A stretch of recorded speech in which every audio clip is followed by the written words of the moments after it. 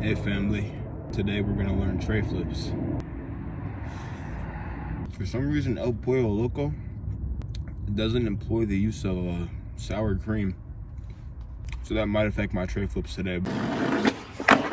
The main tip that everybody hears is just scoop the fuck out of it, and it's definitely true.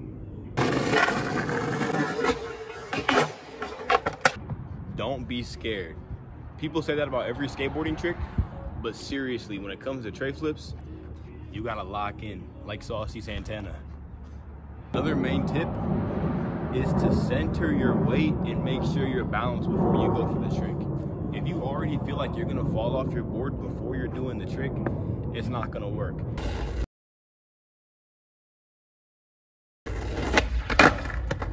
And obviously, when you have your feet set up in a forward position like a tray flip where you barely have any of your feet on the board, if you're not comfortable, it's not gonna go down correctly.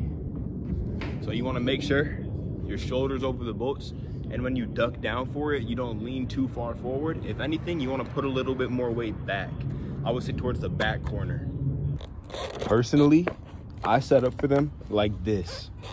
And you'll see a whole bunch of different foot placements for your front foot, because it is really preference, and people are gonna tell you to point it more or to have it down more, but that's really how you feel about it. The thing is, when you have your front foot off the board more, it'll help it scoop faster, but you lose some of that balance because so much of your foot is off of the board. For your back foot, your toes are really going to grab that back corner of the board.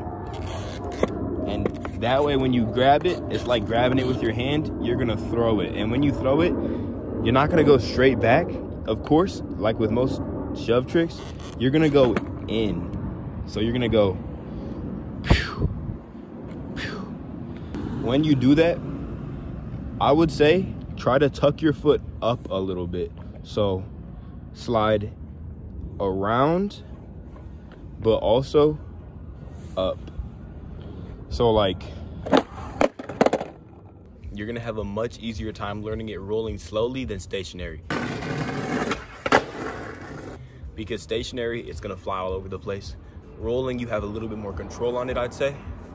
Once you get the scoop and you have the tray flip motion, you're 100% in, and the tray flip is right there for you. The only problem now is committing or you're landing, because all it is the tray flip scoop, and it'll pretty much go right where you need it to. Like, if you can land your front foot, that's probably the most common one, but you can't land your back foot, and it's not because you're turning, it's because you're not committing. And when you don't commit, you turn a little bit. So you really gotta lock in with your shoulders, duck down, be comfortable before you go. Hold your balance, and when you throw it, have an idea of where it's going to land so you can aim your jump for that. I wouldn't necessarily say try to jump forward. I would try to pull myself straight up, because it'll kind of just land under you no matter what if you pull yourself straight up. Don't focus on the forward jumping too much. Think about it just a little bit of a hop. Just make sure you're pulling yourself straight up. You don't have to worry so much about your front foot and how you flick it, because the flick really comes from the scoop. Of course, you're gonna wanna have your front foot angled a little bit more. I'd say a little bit more than the kick flip. When you scoop the board, your front foot will probably do a kick flip motion because it's what you're used to, but really that just helps you get your foot out of the way. Make sure when you're scooping it fast enough and hard enough that you aren't flicking off the front of the board, because if you flick off the front of the board, it'll do more of a varial type of thing. To help with the scoop, try putting your back body weight into it. So when you go to scoop, instead of just scooping like you would for a pop shove it, as you're doing it, lean back a little bit. I would definitely say that helps, because then you get your body weight to push into the rotation of the tray flip, kind of like this.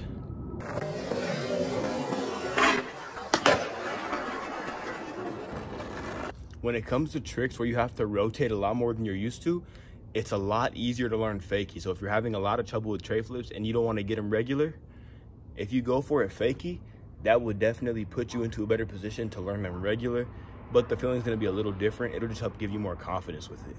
And if the board's going in front of you, when you hop, put a little bit more of a lean into your shoulders.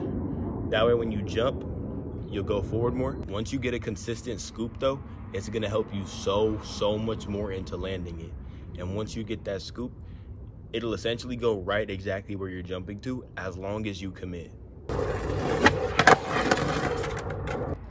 A pretty common problem that people have is that they'll land it, but then they'll slip out to the back and the board will shoot in front of them. If that's happening, you're leaning back too much. That's kind of a given, but that's what happens. So when you scoop that body weight and you pull yourself up, take that opportunity to level yourself out and make sure when you land, you bend your knees a little. Because if you land stiff, that's how you're gonna slip out, that's how you're gonna fall.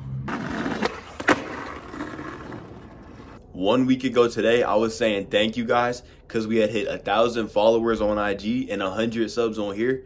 And I'm back again to say thank you because now we hit 2,000 followers on IG and 200 subs on here. We doubled in a week, and I gotta say, I'm more than grateful. Thank you guys.